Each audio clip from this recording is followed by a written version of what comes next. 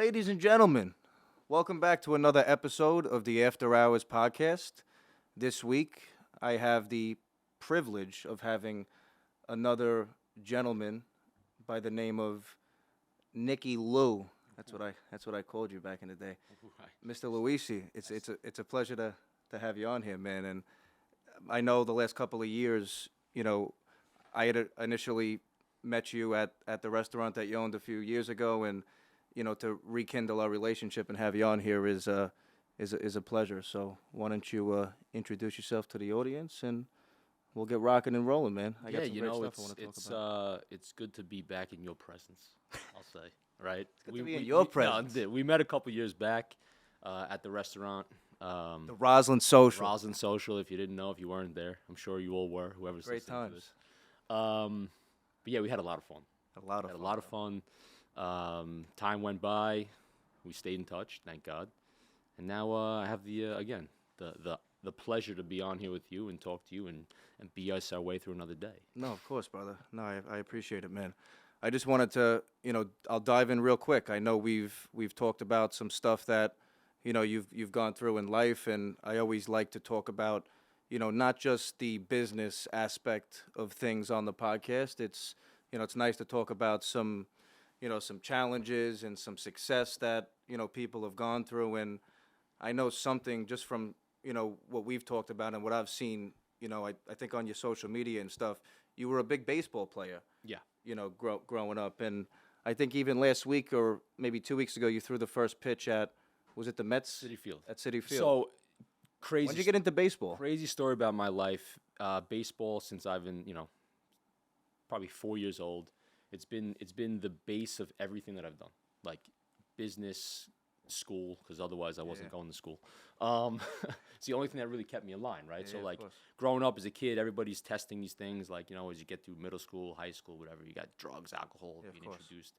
I stayed on a good path, right? Because I had one goal. My goal was to play baseball professionally for the rest of my life.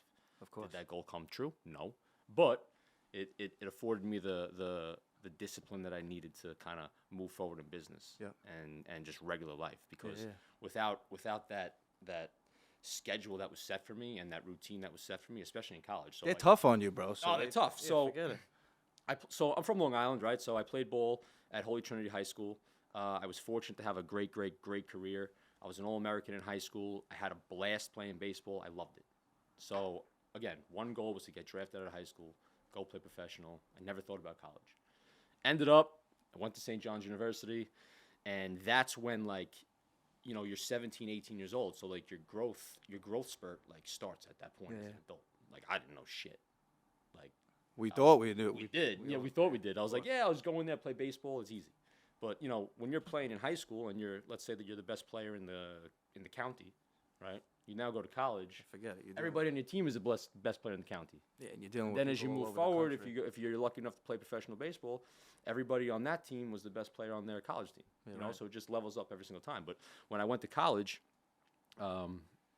St. John's, we were an excellent school. So we were in the regionals almost every year I was there. We had 40-win seasons. We were top 8 in the country at one point. So we had good stuff going on. But the discipline that was taught to me, at that time in my life made me, and I messed up.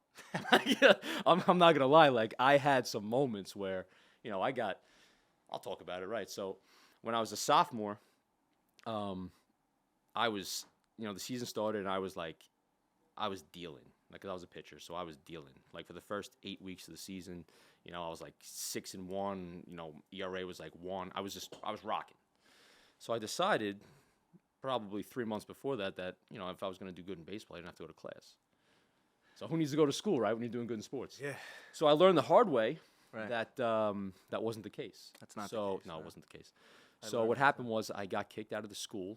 I got kicked off the team, out of the school, lost my scholarship, and the Coach Blankmeyer at the time, he said, there's only one way that you can get back onto the team is if you go to summer school and you get straight A's. So fortunately, I was like, damn. I tell you what, I was 18 years old, 18, 19 years old. I probably cried for a week. I was like, I got to go to school now? I was like, there's no way. So my season was over. I thought my career was over. Yeah, of course. Go back. He lets me back on the team. a year later, I get Tommy John surgery. Right? So, like, baseball to me was... Like, that's the word in baseball. Right. So, baseball to me was, like, my life. It was my life. I did everything. Everything was revolved around baseball. I stayed in school. I stayed straight. Like, I did, like, the good thing, the good path because of that sport. And then when I had 2 years in a row where I couldn't play, one because of my fault, and the next year just because life, it is what it is, you know, you start to kind of just, like, grow up a little bit. Yeah, of course. And I was like, I got to stop messing around. Yeah. Like, you know, not that I did anything wrong, but not going to school. You start thinking about money. You start thinking about what you can do after. My path. Yeah, what's your path? So I didn't really know what the hell I was going to do. I was fortunate to finish out my career. I still played, you know. I kept going. I tried to play afterwards. It didn't pan out how I wanted to, but, you know, it catapulted me into... Once you go through all that shit. Yeah, I mean, but you go through it, and, you know, then you realize you talk to a lot of baseball people, and you talk to a lot of athletes in general. Like, you know, there are a lot of good... You're an athlete. Yeah. Right? So, and I went through a similar story, right, you know, with going to college because I played a sport. It was golf, you know, and... Funny that we all wish we could play golf now as baseball players. Right. So I started with baseball, had tendonitis, I was a lefty pitcher, had issues with my arm, so kind of went through a similar thing where, you know, I think 11th grade came in high school where I was like, fuck, I can't play ball anymore, so what am I going to do? And then I started playing golf, and I became obsessed fast, and I played so much, and school was not for me either. It was never my thing. And senior year came, was the first year I was ever told I had to go to summer school. So whatever, figured out how to graduate, ended up going to Nassau Community College, you know, because I wanted to play golf. Played a year, you know, made it through. You know, my grades weren't bad, but my attendance, I didn't like going to school. That second season, I was told I couldn't be on the team anymore, you know, because of certain requirements they had with going to school, you know, and attendance. You know, so that's where things kind of not fell apart for me, but that's where I realized that I don't know if that's going to be the path for me either, because, you know, if I can't commit to the school, which unfortunately when you play a college sport, you need to have both, it's just not going to work out. So that's kind of where I also realized, like, fuck, what the hell am I going to do in life? And, you know, what path am I going to go down? And, you know, I spoke about it on a past episode. You know, it was like a year or two where I had no idea what the fuck was going on. I ended up dropping out of college. My family wasn't happy. My father was always about school. My grandparents were very old school, you know, get an education, the whole thing. So when I decided not to go to school, it was not a surprise. My father said, get the fuck out, you know, basically. You know, you're on your own. Not like you're on your own, like you didn't have my back, but that's just how I was raised, and that's how it should have been, you know. You know, so I kind of had to figure out what path I wanted to go down, and, you know, it led to, obviously, you know, greater things, but we all go through that shit. Yeah, I mean, I went through it. That was probably the first time when I was like, you know, 19, 20, 21. And then I went through it many times after that, but I figured out how to get out of it quickly, you know. But when I stopped playing ball, I was, you know, at the time my father he had a business in Manhattan. We were in the online gaming industry, which was awesome. I went to work for him. You know, it's nice and hard to work for your father. Okay, I understand. Obviously, we understand. Yeah. But it introduced me to like kind of like a hospitality world. Yeah. And I worked for him for about a year and a half, and I knew that's, you know, I wanted to be in the business, what he was doing. Right. But at the time, it was very challenging because there was a lot of like regulations, and, you know, online gaming wasn't the way it is now. Yes, it was. Yeah. This was 2009, right? Yeah. So like 2009, it was like the Wild West, but it wasn't like regulated really. And, you know, I said, screw this. I was like, I miss baseball. So I reached out to a lot of people. I went back into coaching, so I ended up coaching in college.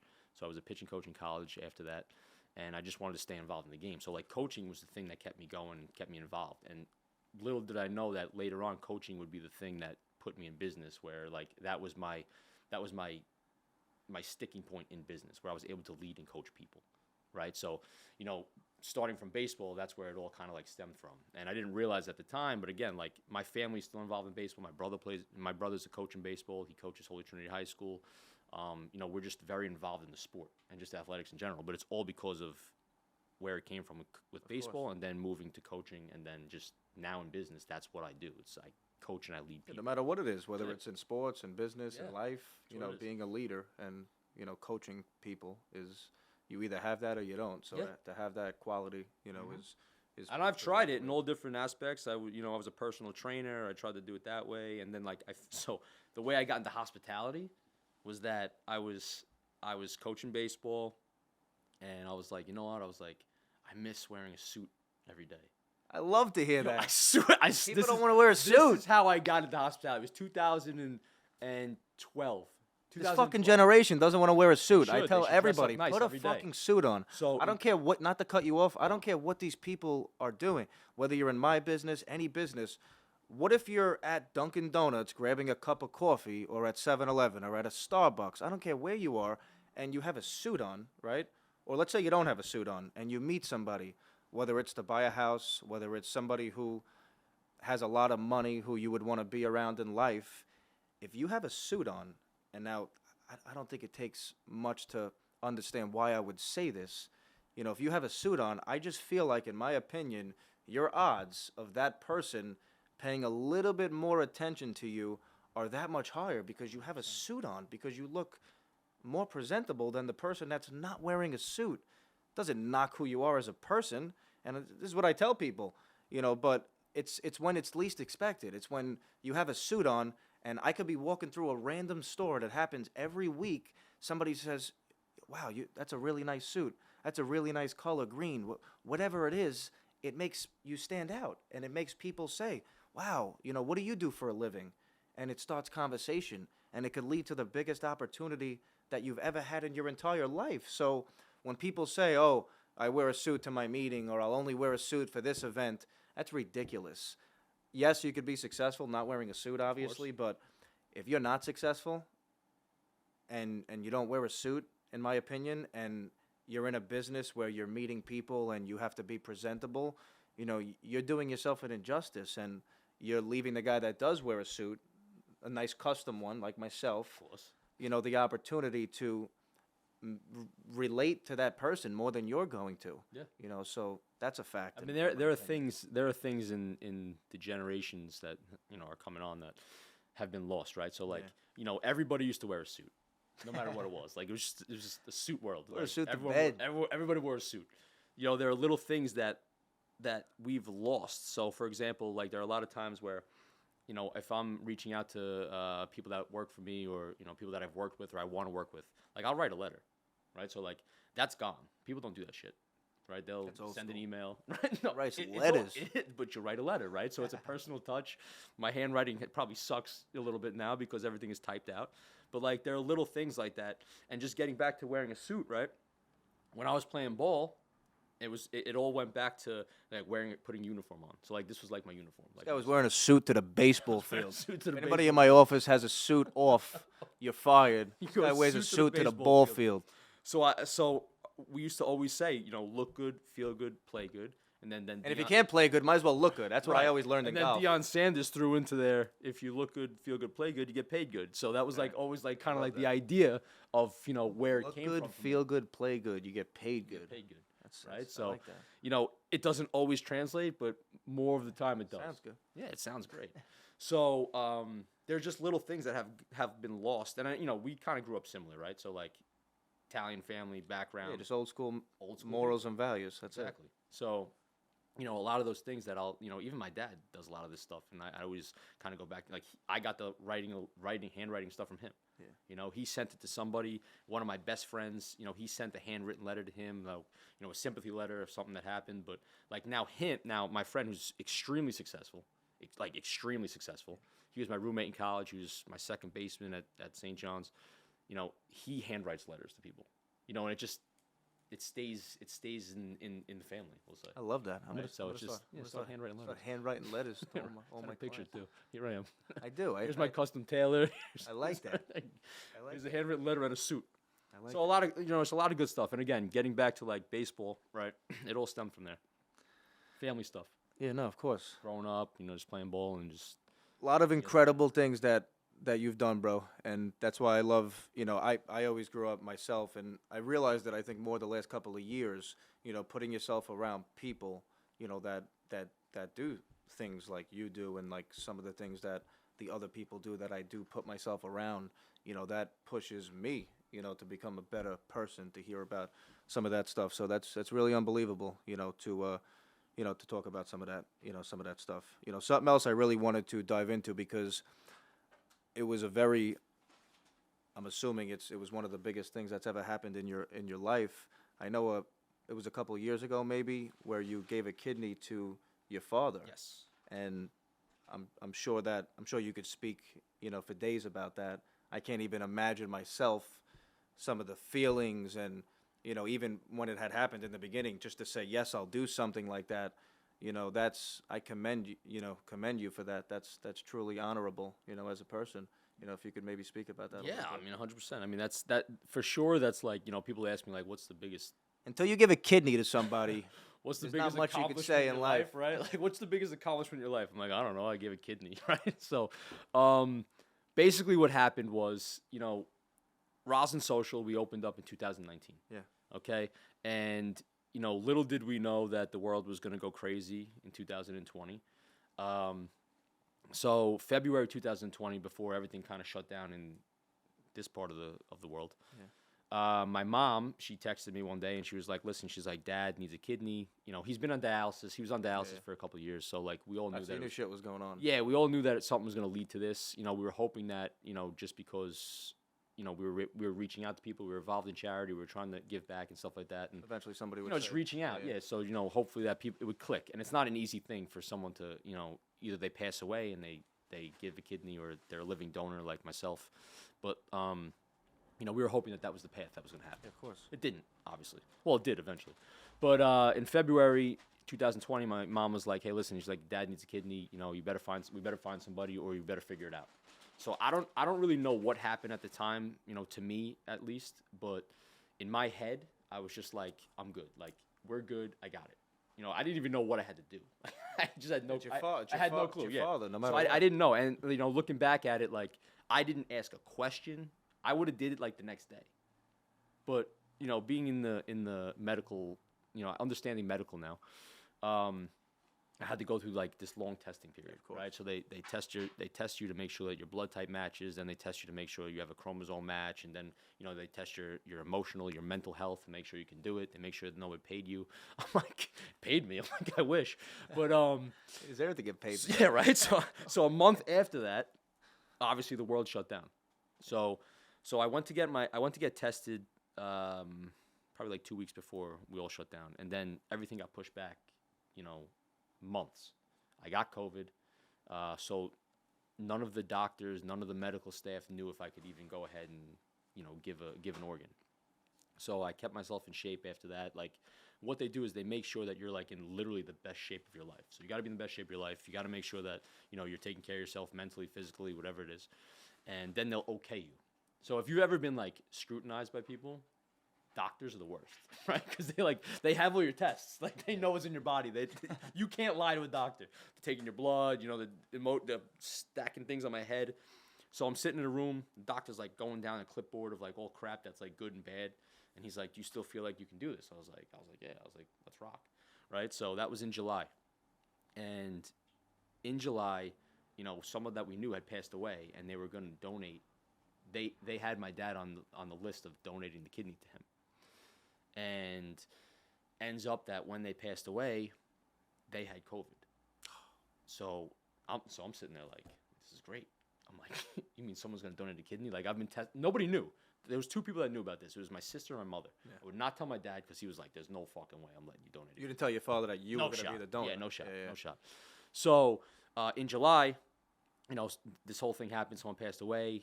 It never came through. They had COVID. And I'm sitting there like, damn. I was like, I was almost off the hook, but now I gotta really go for it. So we opened up the restaurant. Now Rosin Social was reopened, and we were actually super busy because we had a rooftop, we had like all this crap going on. We were doing slushies outside, and we actually had a good scene at the place during COVID, which was great to see. And in my head, I'm like, damn. I'm like, now the restaurant's getting busy. I'm like, I'm committed to this. I mean, I'm definitely gonna do it, but like, in my head, I'm like, what's gonna happen with the restaurant? Is the restaurant gonna fail? Is the restaurant gonna So I was fortunate enough to have my brother-in-law, but at the time he was going to be my future brother-in-law. He came in there and he managed the place while I was gone. But so what happened was I booked a day for surgery. Yep. It was September 9th, and I didn't tell my dad until I think it was like 2 days before. right? Actually, what happened was he was in the doctor's office, and the doctor told him that we had somebody that matched, and then he told him that it was me, and then he was like, "Fuck it, I'm not doing it." And so he's like, "I'm not doing the surgery." I'm like, so he tells me, I'm talking to him. I'm like, "What do you mean?" I'm like, "This is your shot. Like, this is your chance. Like, I'm good. I'll be fine when this is over. So all you got to do is just go to the hospital, and I'll be there. You wake up, you got a new kidney. I got one less kidney. We're fine." Right? So he's like, "I'm not doing it." I'm like, "Okay." I'm like, "Listen, I'm going to get," so September 9th, my brother's birthday. So we were all together. Like, they're twins. So we were all together, had a family thing. And I'm like, "Yo," I'm like, "I'm booking the surgery one more time, September 29th. Show up. That's it.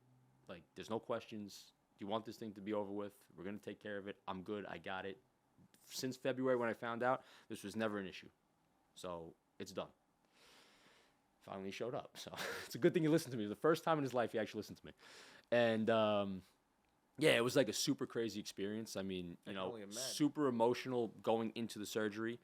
When I was out of the surgery, I was all medicated up and I had a catheter in. If anyone here's had a catheter in, it's one of the worst things in the world. Fuck. But once that was out and I was able to breathe, got emotional again. He was in the room like right next to me, so it was a wild roller coaster of emotions. But we made it. I can only imagine. No, now listen, and I tell you the truth. Like, I think that from that situation, from that moment that we had together, I was. I'm not going to get too spiritual, but I feel like I've been blessed with good things in my life just because I went into it with a mindset of this is going to work.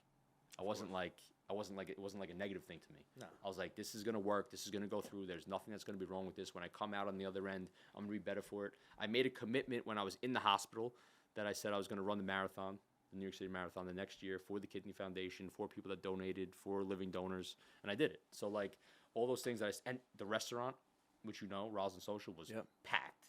Like from when I donated the kidney until we sold it, really, it was busy.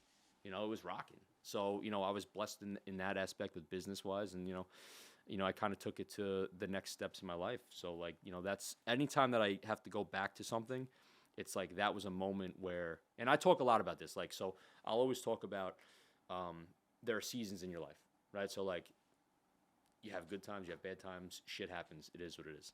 So, when I find myself in, like, a bad time or a bad season, which has happened recently to me, I've always told myself, okay, so, and this is probably a baseball thing, but I always said to myself, what's my comeback? So my comeback season is going to be this. My comeback season is going to be that. This is how I'm going to approach the next season that I go to.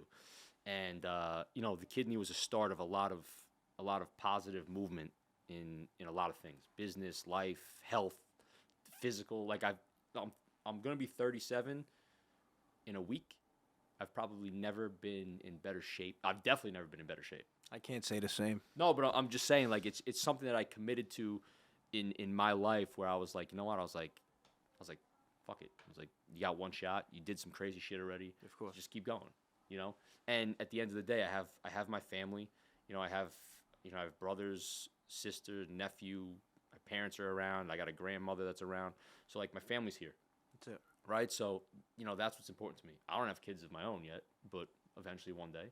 But right now, I'll be Uncle Nick. I just rile them up. They'll get crazy. Oh, Dad's over there. Go listen, bro. But blessed with good stuff like that, right? So, like, you're blessed with good health. You're blessed with love, family.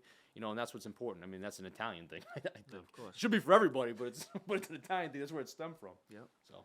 No, it's truly amazing, bro, to hear somebody go through some of that stuff with just having to make that decision. Yeah, again, like, fast forwarding, but what you talked about earlier before, 2 weeks ago, we had the opportunity to go to Citi Field.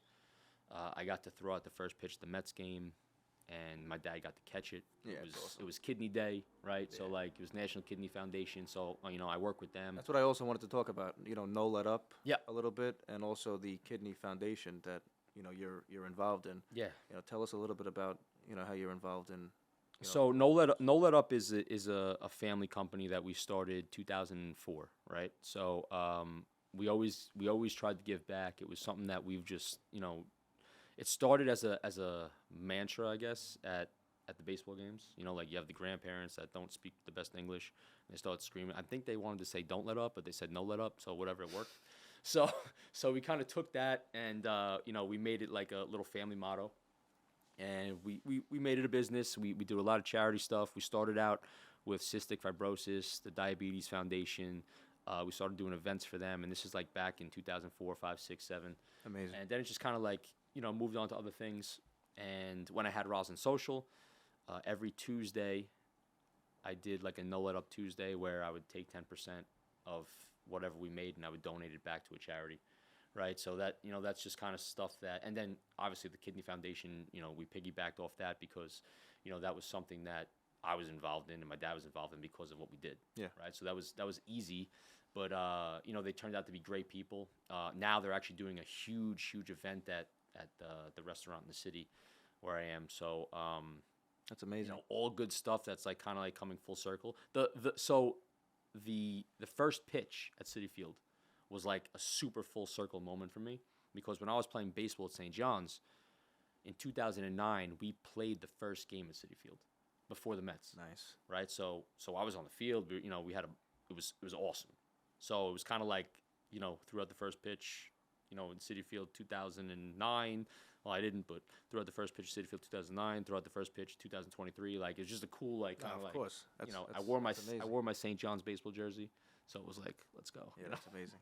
But again, all good stuff. Like so, No Let Up is what is No Let Up is a family thing where we eventually we have plans on doing things like this. Not a podcast every day, but something that's like kind of like monthly, just to kind of like reconnect people that have similar issues or things. Yeah. So the whole idea kind of and I've been doing this for a while.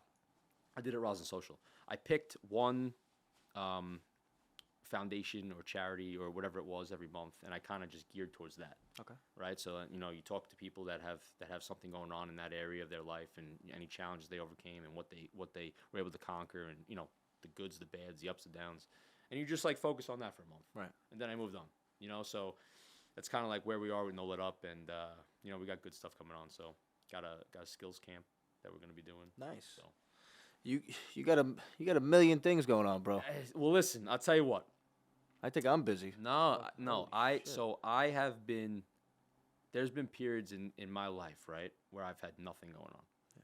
So like I think that the most important thing in life. Listen, audience. Listen. When you have a focus on something, right, and you're moving towards that focus, you have a purpose, you're driven towards that purpose, and you're going at it every single day, right? That's probably the most important thing to do for your individual self, because when you have that lax period, right, when you have that relaxing moment where you're chilling, sitting back, and you're not really sure what's going on, you'll take 10 steps back and you don't even know. That's a tough point. No, it's like it's a tough point to be at. It's a tough point, and we've all been there. I've been there too. You've been there. I've been there. I was there recently, a couple months, probably a year ago. I was there. Like when I sold my restaurant. No matter how much money you have or whatever it is, you're just like, what the fuck do I do now? You can make $1 million if you have nothing going on and you don't know where you're at or where you're going to. You're fucking lost. Yeah. Like your shit is done. You're taking steps back and you think in your head, you're like, yeah, I'm comfortable right now. I can last for 3 months, 4 months, 5 months. Those 3 months, 4 months, 5 months is setting you back like a year and a half. Yeah, and they go by like that. And they go by like that, and you don't realize what's going on. And if you don't have that purpose and you're just like driven to do something, it doesn't even matter what the hell you're doing.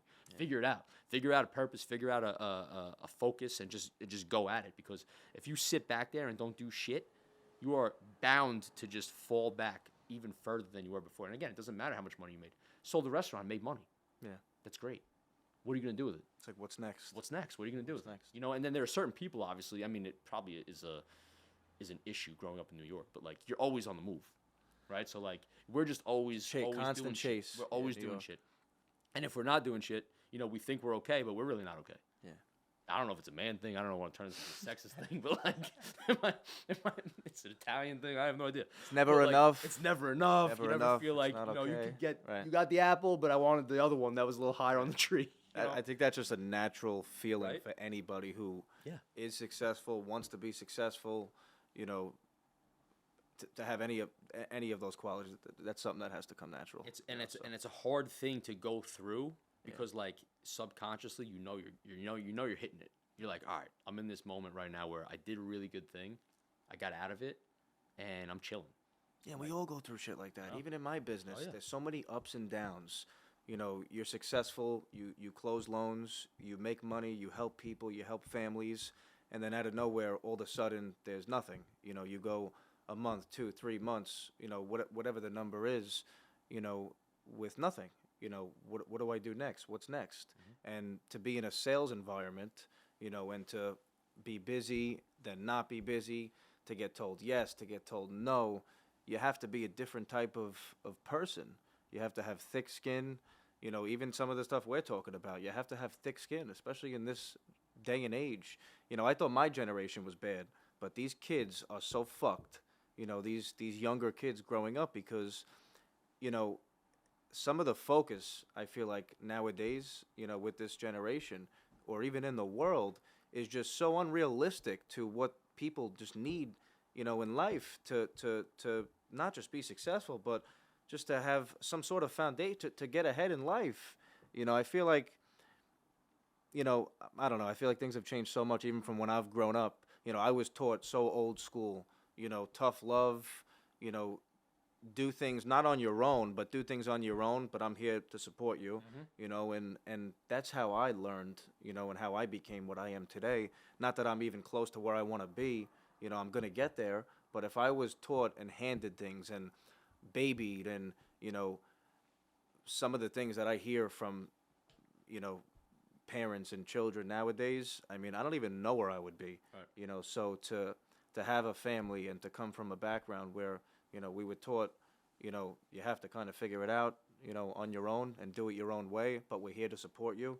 I feel like that's kind of what helped me, get to where I am. Yeah, it's funny you say that because it just made me think about So something. people are so soft. This generation is so Yeah, soft. it's tough, and again, like the generation that I mean, we're in part of it, right? So we're like, And we're a part of the we're generation. part of it right Yeah, now. we're So, part like, of it. you have your social media world, you have have all that stuff that's out there on Instagram and whatever the hell other apps they got now, but like there's never a focus or an idea of what you want to do because you can go on Instagram and you can see some dude selling mortgages and making millions of dollars. Then Right. you see a guy in the restaurant business making millions of dollars. Then you see a guy doing Amazon shipping making millions of dollars. You're like, well, what am I supposed to do? Crazy. So like the hardest thing that I've learned, well, not even the hardest, but like one of the best things that I learned was, as I keep going, that what we just talked about, like you're really not satisfied, right? Yeah, no. The only way to combat that ability or that feeling of not being satisfied is to enjoy, the steps and the ride of getting to where you're going. Because like that's the only thing that's going to get you that satisfaction. Because once you get there, you're not satisfied. You want something else, So I just started to learn, like, just enjoy the process. I'm trying to learn that. No, I mean, Like it's you just, said, whether it's a car, a watch, a house, or this, anything in life, you have it, you're not satisfied. I don't care who you so are. I mean, I don't know if it's a good or a bad thing, but if you enjoy, I don't that think it's a bad thing. No, I don't think so. think But if it's you enjoy that process of getting there and learning and growing and just keep going up and up and up, that's the only way I feel like you can just be okay with it. Yeah. Because otherwise, once you get that cookie, you want more cookies. Like, no matter what it that is, cookie man. jar is never ending. Dig right into that cookie jar. So, just enjoy the ride, enjoy the process, And then again, getting back to the family thing, we were raised a certain way. When I first started in business, I had this mindset where I was like, okay, I'm going to do this shit by myself. Screw everybody else. Okay? And I tried to do it. And, sometimes you can, but, you can go fast. But if you have a group of people around you or people have that to have a trust, team. you Yeah. need a team around you. You need people that you want to be with, that are on the same mission. You can and, rely on. Yeah, and if you're Yeah. gonna start something, okay, and you have a vision, you have to make those people buy into your vision. You have to just get everybody on board with that. And if you have that team, you have that structure, you're not gonna fail because you have. I mean, you could, but most likely you won't because you have like-minded people behind you that are just supporting you and pushing, and you're all going through the same thing. When my first job in hospitality, Roosters on the Bay. Frank Russo was like the coolest guy in the world, right? Like at the time I was 23, 24 years old, and I was like, this guy's the man. I love him. But he said one thing to me that was like the greatest thing ever. He said, Nick, the reason that I love my team, I love what I do is because I get a chance to celebrate all my wins. Right, so like this guy celebrated his wins like every time, and he won a lot. Got a lot of wins. A lot of wins. He still does, right? But he celebrated his wins. He said that to me, and then I'll always take that now because I ain't gonna celebrate my wins alone. That's boring as hell, right? So I want to have a good team around me to be able to do that. You know, even now, what I do, like, I'm in the city, I'm leading people in this group, and you know, I have a team that's good people. You know, they have a vision of going forward. We didn't talk about the pizzeria, but that's something separate. But you know, this team moves forward, and I love celebrating with them because they're in the hospitality business, so they like to celebrate. And you know, we just have a fun time talking about where we're going to the next level and how we're going to kind of level up and just keep the place moving. So It's amazing, man. It's you need that team, you need that family structure, and if you can make it, you know, feel like a family. No matter what business, I always. No matter what business. I always say that. No matter what it's got to be family oriented. No matter what business you're in. Old school. Write a letter. Write a letter. I can't. Want to handwrite a letter, please? I want to get a pigeon Script and a letter. I'm gonna start. If you get a pigeon and send it to me, I'm in a story. I don't know if they should travel that for. Start sending letters via pigeon. Nick, so something else. Before we start to finish up today, I know we all got so much shit going on. It's amazing to hear some of the shit that you have going on, some of the stuff you've gone through. I'm sure over the next 5 or 10 years you have some. Maybe they're not plans. I'm sure you have some crazy stuff, in the works and, a vision, which is what's going to lead you and lead whoever those people are to hit those goals and get where they want to be. I know you also recently opened up a pizzeria. What do you see, in your life and, and in business over the next, 5 or 10 years? Is there any specific goal you have? What do you see for yourself happening over the next couple of years? Not dropping out of, but Undici, I like that name. Right. So the angel number, the special number 11. So a group of us, we opened up a pizzeria about 2 months now, but it's been in the works for over a year. Beautiful. We were looking at the space a long time ago. Now that the pizzeria is opened up, in Massapequa Park, it's busy, it's great. Things are going very well. Obviously always looking to expand that in that world because of course the restaurant business or the food business or the beverage business is hard, right? Costs are expensive, labor's expensive. Maybe it's a thing about being in New York too. There's a lot of crap going on in New York. It's always expensive stuff. But when you can find that niche and you can keep your costs down and you have something that you can kind of replicate and move and open up in places, that's super important, and it's super it's something to cherish, right? And then it's brand building, right? So like for me, you have the pizzerias. I'm in the city. I'm at Tao Group, and I'm fortunate enough to lead a bunch of great people at Tao Group, and I have no let up. So really my goals are pizzeria wise, not even just pizzeria, but food and beverage. I have a lot of different types of brands I want to open up, and some of them are in the works now. Some of them are kind of like future shots, but I'm very very happy where I am in the city. And ultimately, at the end of the day, my ultimate goal is to be able to travel around, talk, coach, help lead people in whatever world it is. Because again, athletics, I've been blessed. The medical world now, I've been blessed. Business-wise, I've been blessed. And it all really comes down to be able to find people where you can help, you can coach them, you can push them to the next level. Because we live in a bubble, right? And it's a big ass bubble because let's say we're in New York. It is a pretty big fucking bubble. Big fucking bubble. But you got to realize that we're just a pinpoint, right? There are people everywhere that go through the same shit, that are ups and downs. They're in business. They want to start things generational wise, kids, whatever it is. So that's where I really want to grow to. I have plans on opening a gym. Nice. Fitness facility. Maybe that'll be the first gym I ever go to in my Fitness whole life. coming consistently. up. So that's something that's in the pipeline right now. And that's really where I want to grow with that, and that's the avenue where you can really coach kids, teach the next generation of how to come up. That's probably where I find the most value. I mean, listen, you can make money. You can make money doing anything. That's what I believe, and I and feel it's like the not everybody believes that. It's the truth. If I didn't do mortgages, I could sell. I don't the care if it's a friggin' Tupperware, truth. if it's a. If I you don't care what it is. focus and you are laser focused on doing that, Right. whatever it is, you will find a way to make money. Right. Because someone made money doing something, everything in some random ass way, right? Right. So that's sometimes when you get past that point in these generations now, nobody wants to listen to shit. So if you get the youth, and you make sure that you build them the right way. I learned one thing. I'll tell you this. when I was like, I don't know, I must have been like 14, 15 years old. My godfather was my baseball coach, and he used to physically just like destroy us. Like we'd be running like nonstop, push-ups, whatever the hell, till we threw up. And this guy is like, he's a real coach. He's a scout for the Phillies. He's in the game. He knows what he's doing. As I got older and I coached in college, I asked him. I said, "Yo, what's the deal? Like, why are you trying to kill us?" you know? And he's like, "Well, you got to understand, it's very important, right? So physically, if I can break you down physically, and you're at the point where you're laying on the floor and you are like quit and you're done and you're at the mercy of what the hell I just did to you. Now, because you didn't die, so now I can build you up the right way." Mentally, so that you're mentally strong, you're mentally capable of doing things, you're physically strong because you got past it, and now I can just build you to be the person that I need you to be, to become a leader, to become the right person on the team. Right. And that was like something that I learned from athletics. So like being in the gym or athletic space, eventually, obviously I was in it already, but to get back into it, that's kind of like the idea of why. You work people, you get them to a point where they can do things physically, because physically, once there are problems that can be solved in your life that if you take care of yourself physically, they're 100% true. Yeah, no, it's true. They go away. That's right. You start to feel good about yourself. You're look good, feel good, play good, get paid good. Cash and checks. It's my new line. Cash and checks, snapping say. necks, cash and checks. That's what they say.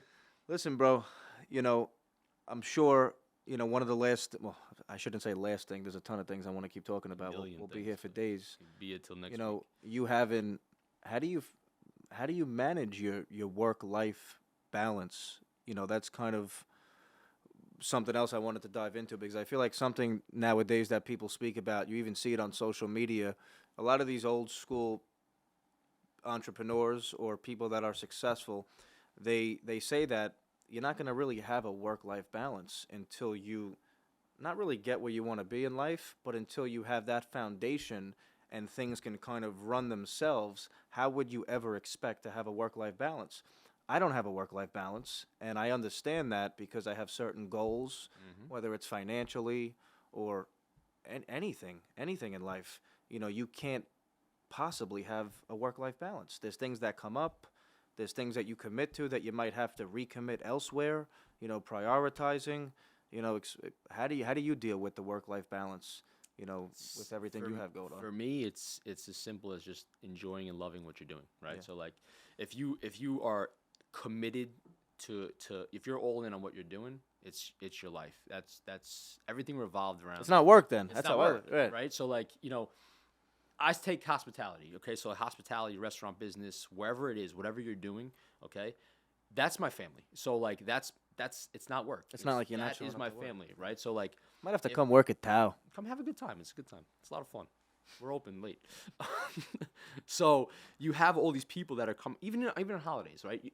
Hospitality, what sucks? You miss the holidays. You don't get to go to Christmas. You don't get to go to all those things. You miss out on that. But guess what? At some point in your life, if you have that your own place, let's say, your family's coming to you. That's now that's your place. I grew up in the diner. My family's in the diner business, my mother's side, so it's amazing to see everybody come together. You're there, right? So you mesh those two worlds, So like, I go to the gym. I can't operate my day without going to work out in the morning, right? But that's just me.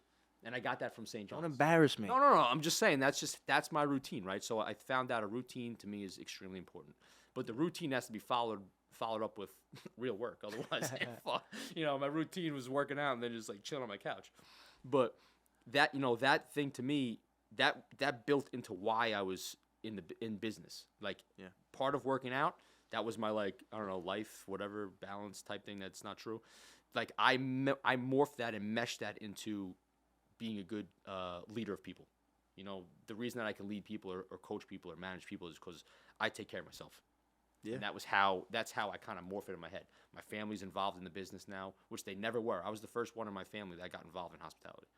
And now, I got my dad involved, my brothers, whatever the case is. So my sister, everybody's kind of involved in the business. That's amazing. And, it's you bring that into your life, and again, you have to love what you're doing and enjoy what you're doing. It sucks. It's just like a relationship, right? love is great, and then it sucks, then it's great, and then it sucks, and then it's great, and then it sucks. But at the end of the day, hopefully it finishes up here, you know. So 100%. That's kind of like the way that I morph those things together. I mean, there's no work-life balance. It's just you love it and you fucking do it. That's it. I love to hear Roll that. it up. That's it. Well, listen, bro. I really, again, I appreciate you coming on here today, bro. Maybe in the next couple of months we'll have to sit down for another episode. Oh yeah. Possibly in a different location once we expand our business over here. You want to go to a pizzeria? I know. Maybe we'll do it at the pizzeria. We'll set up the podcast at Undici. But Pizzeria Undici. Now, listen, bro, I appreciate you coming out today, man. It was great to hear some of this stuff that I was always more curious about, and some amazing stuff that you were able to share with the audience. And again, bro, keep doing what you're doing. You've gone through some amazing. I say it's amazing adversity because it's really when you see somebody get past it and what they do afterwards is, I feel like, what shows who they are as a person. So to see you get through some of this stuff is truly unbelievable. And again, bro, I appreciate you coming out here today. Yeah, brother. thank you. I mean, again, I haven't seen you in a while, so it's good to reconnect with you in person. But I'll say that one thing that I'll say is that anything that's been good that's happened in my life, right? It's probably a direct result of me focusing on helping other people. It's amazing, right? And that's how I operate now. If I put my energy and focus on helping other people, I mean, again, I take care of myself in the morning. Yep. So that's my time. But once that's over and I have that energy and I put it towards helping people and trying to get them to a better space, and I tell my staff this all the time. I'm like, listen, you guys are in a movie. This movie is about your life. You are the star of your movie. I'll be the producer. I'll help you get there, but you are the star. I don't give a shit. Because if you do good, eventually I'll do good. right? I'm good with the long game. You know what I mean? 1,000,000%. I'm good with the long game. So anything that's been good in my life is, again, been a direct result of me helping others and putting the energy out. And, some people don't agree with that. But I really don't give a shit. No, listen, That's how I operate. Nobody can go against that. No, Having that's how I that operate. quality. So you guys heard it for yourselves, the audience. Again, I appreciate you coming out today, brother. This was an amazing episode, and we'll definitely do this again in the future. Yeah, maybe on a golf course. Maybe on a golf course. I'll do a golf course. We're gonna have to figure that out. I'll figure that out. Figure out how to get the lights out there. All right, that's it, brother. We're all done.